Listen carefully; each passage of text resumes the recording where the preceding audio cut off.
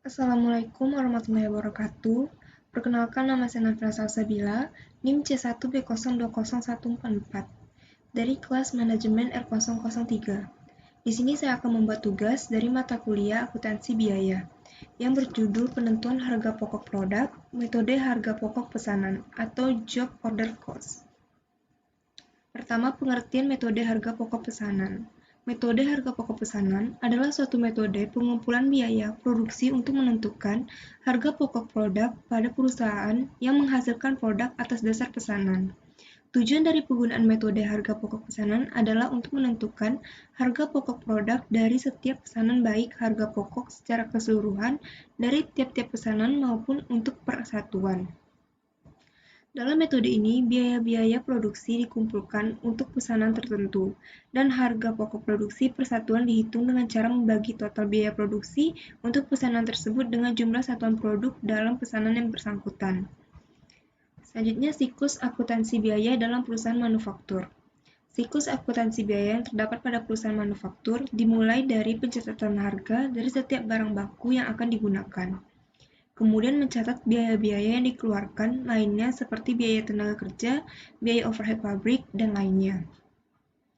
Akuntansi biaya pada perusahaan manufaktur memiliki tujuan dalam menyajikan informasi harga pokok produksi, dan siklus akuntansi ini juga dipakai untuk mengikuti proses pengolahan sebuah produk, mulai dari awal masuknya bahan baku dalam proses produksi, serta diakhiri dengan penyimpanan dan menjadi sebuah produk yang siap untuk dipasarkan. Selanjutnya, karakteristik harga pokok pesanan. Yang pertama, perusahaan memproduksi berbagai macam produk yang sesuai dengan spesifikasi pemesanan, dan setiap jenis produk perlu dihitung harga pokok produksinya secara individual. Yang kedua, biaya produksi harus digolongkan berdasarkan hubungannya dengan produk menjadi dua kelompok, yaitu biaya produksi langsung dan produksi tidak langsung. Yang ketiga, biaya produksi langsung terdiri dari biaya bahan baku langsung dan biaya tenaga kerja tidak langsung, sedangkan biaya produksi tidak langsung yaitu biaya overhead pabrik.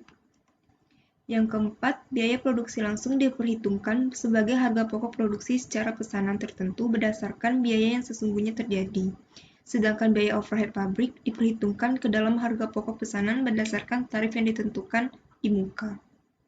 Yang kelima, harga pokok produksi per unit. Dihitung pada saat pesanan selesai diproduksi dengan cara membagi jumlah biaya produksi yang dikeluarkan untuk pesanan tersebut dengan jumlah unit produk yang dihasilkan dalam pesanan yang bersangkutan. Selanjutnya, manfaat informasi harga pokok produk pesanan. Yang pertama, penentu harga jual pesanan. Yang kedua, pertimbangan mendapatkan atau menolak pesanan. Yang ketiga, alat pantau realisasi biaya produksi. Yang keempat, menghitung laba atau rugi bruto tiap pesanan. Dan yang terakhir, menentukan harga pokok persediaan produk yang disajikan dalam neraca. Selanjutnya, kartu harga pokok. Kartu harga pokok merupakan catatan penting dalam metode harga pokok pesanan. Kartu harga pokok ini berfungsi sebagai rekening pembantu yang digunakan untuk mengumpulkan biaya produksi tiap pesanan produk. Biaya produksi untuk pengerjaan suatu pesanan dicatat secara rinci di dalam kartu harga pokok pesanan yang bersangkutan. Selanjutnya, perlakuan akuntansi biaya harga pokok produk.